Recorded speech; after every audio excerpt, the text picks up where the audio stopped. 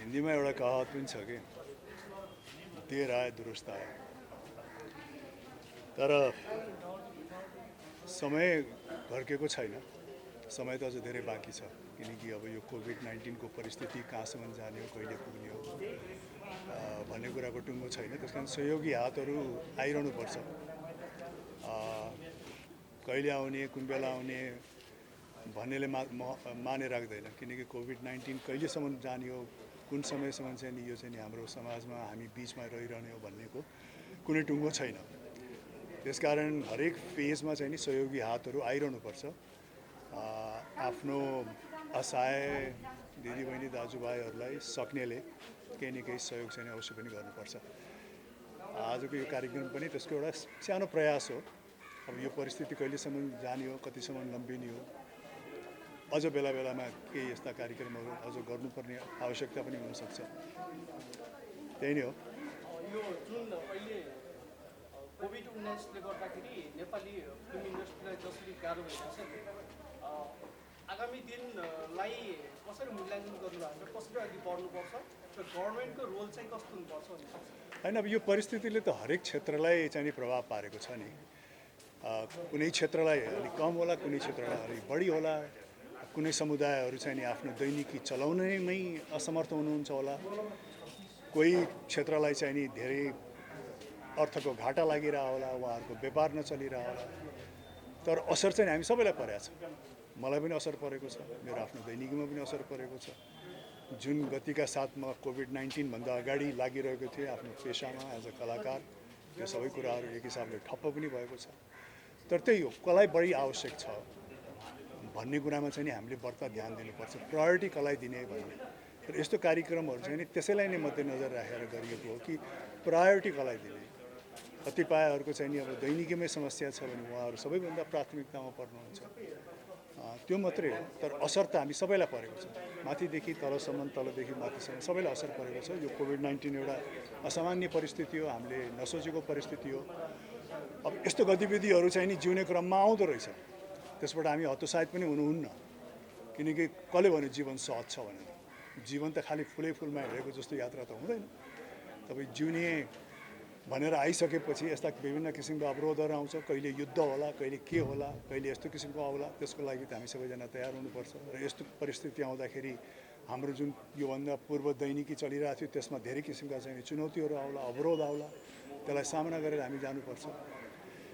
त्यसकारण यो पुस्ताले, अहिलेको पुस्ताले चाहिँ नि यो एउटा भयङ्कर ठुलो चुनौतीको रूपमा चाहिँ नि हामीले भोगिरहेछौँ। अब हाम्रो क्षेत्र पनि धेरै नै असर पर्छ। विशेष गरिकन हाम्रो क्षेत्र त अब एकदम समूहलाई चाहिँ नि जम्मा गरेर बनाउनु पनि पर्छ र समूहलाई जम्मा गरेर देखाउनु पनि पर्छ।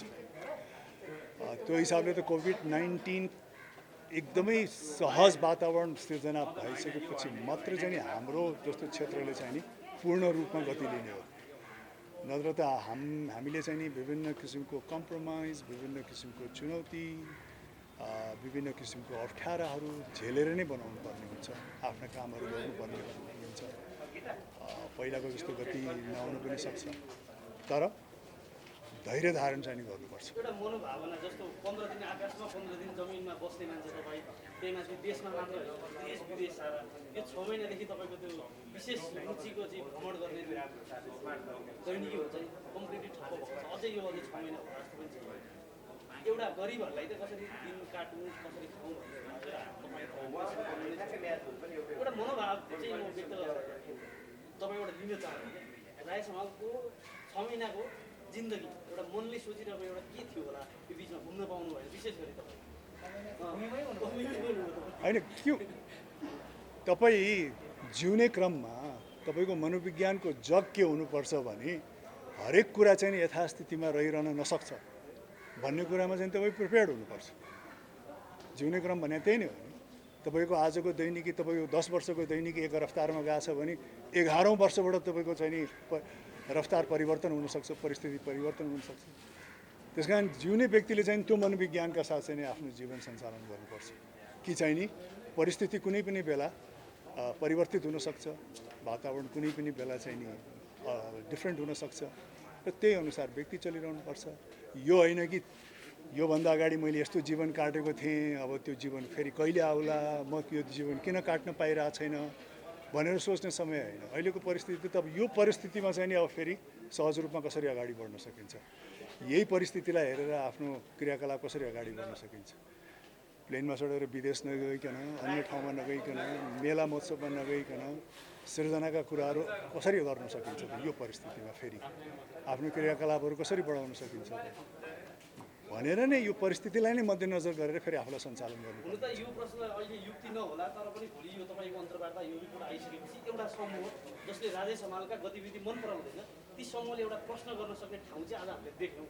जस्तो अघि बाँडी राख्दाखेरि 113जना प्राविधिकहरूलाई बाँडी राख्दाखेरि तपाईँले केही साथीहरू सहयोगी हातहरूको नाम पनि मेन्सन गर्नुभएको थियो। अनि भोलि फेरि प्रश्न आउन सक्ला कि यति जब 5.5 लाख रुपियाँ त राजेश हमालले आफ्नो अकाउन्टबाट पनि दिन सक्नुहुन्थ्यो होला नि त, महानायक किन उठाउनु पर्यो भन्ने किसिमले भोलि वाद विवाद आउला। अझै यस विषयमा क्लियर पनि गरिदिनु होइन। यसमा त व्यक्तिगत रूपमै तपाईँले यति 5.5 लाख रुपियाँ चाहिँ सपोर्ट गर्नु होइन, यसमा त सबै हाम्रो सहयोगी हातहरूको आवश्यकता पर्छ, किनकि यो मात्रै नहुन सक्छ, अन्य अरू क्रियाकलापहरू पनि गर्नु पर्ने आवश्यकता हुन्छ। त्यस कारण हरेक कुराहरू गर्दाखेरि चाहिँ नि एउटा समूहगत हिसाबबाट गऱ्यो भने अहिले निरन्तरता पनि पाउन सक्ला, यो दिगो पनि हुनसक्छ। त्यही नै हो। र जो फेरि समूहगत हिसाबबाट गर्नु भनेको पनि त्यो सहज कुरा होइन। तपाईँले धेरै व्यक्तिको जिम्मेवारी लिएर गर्नुपर्ने हुन्छ, धेरै व्यक्तिलाई चाहिँ यसमा जुटाउनु पनि पर्ने हुन्छ होइन। र अन्य अरू चरणमा पनि गर्नुपर्ने हुन्छ। त्यस कारण समूहको त आवश्यकता पर्छ, सहयोगी हातहरूको पनि आवश्यकता पर्छ। तर सँगसँगै केही महिना अगाडि एउटा अनलाइन टेलिभिजन यहाँले अन्तर्वार्ता दिइरहँदाखेरि म अरूको सहायताले चाहिँ गर्दिनँ होला भन्ने असहाय तपाईँले व्यक्त गर्नुभएको थियो। भोलि ती विरोधी साथीहरू जस्तै महानायकको विरोध गर्छन् होइन, केही कार्यहरू सहयोग बिना हुन्छ, केही कार्यहरू सहयोगको साथ हुन्छ। सहयोगको साथ भएको हुनाले तपाईँहरू यहाँ हुनुहुन्छ, सहयोगको साथ नहुँदाखेरि त्यो मेरो व्यक्तिगत कार्यहरू पनि हुन्छ जहाँ चाहिँ तपाईँहरूको मलाई आवश्यकता नपर्न पनि सक्छ। र त्यसलाई चाहिँ नि आह्वान गर्न त्यति आवश्यक नठान्न पनि सक्छु। त्यस कारण व्यक्तिगत सहयोगहरू पनि हुन्छ। व्यक्तिगत सहयोग हुने बित्तिकै तपाईँहरू सबैलाई जमघट गरिरहनुपर्छ भन्ने पनि मैले ठान्दिनँ।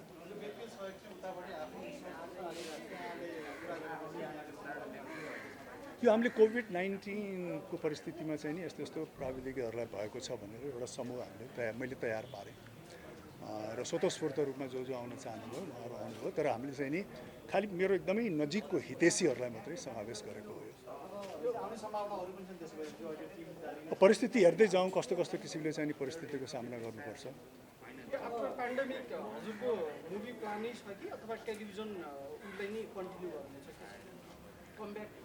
दुइटै कार्यहरू हुन्छ।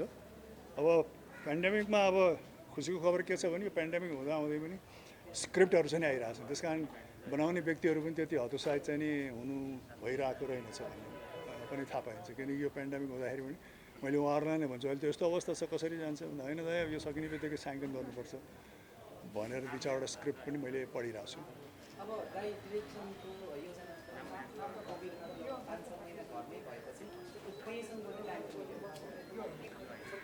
क्रिएसन त सर्जकलाई कहिले रोक्छ र होइन। खाने मुखलाई चाहिँ नि जुङ्गाले रोक्दैन भने जस्तो एउटा सर्जकलाई क्रिएसन त उसको रुचिको विषय पनि हो, उसको प्यासन पनि हो, उसको पेसा पनि हो।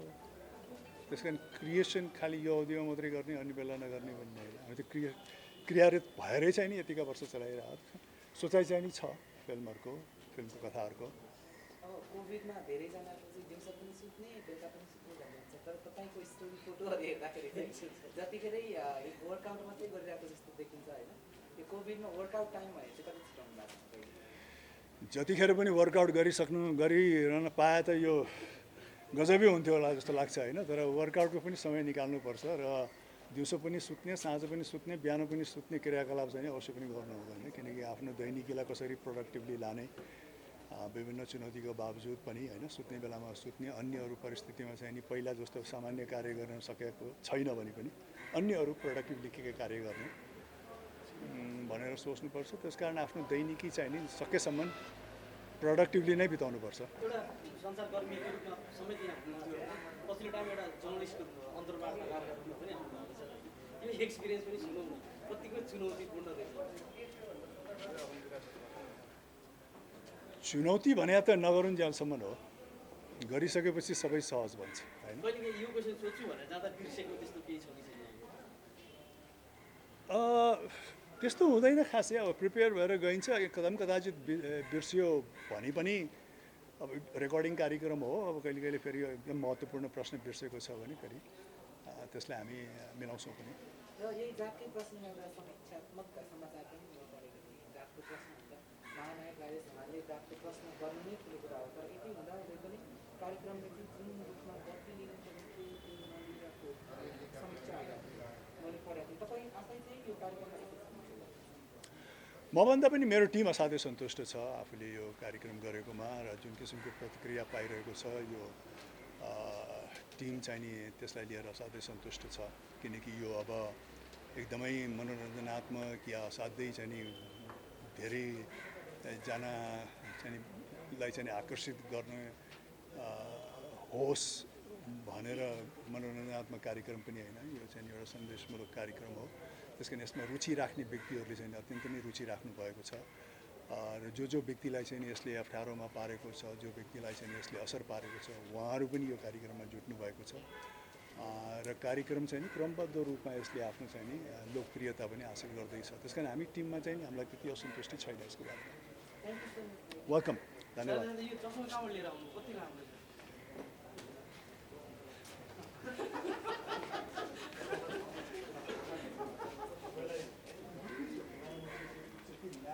यसको मूल्य समेत के अरे महानायक लाउने विशेष होला।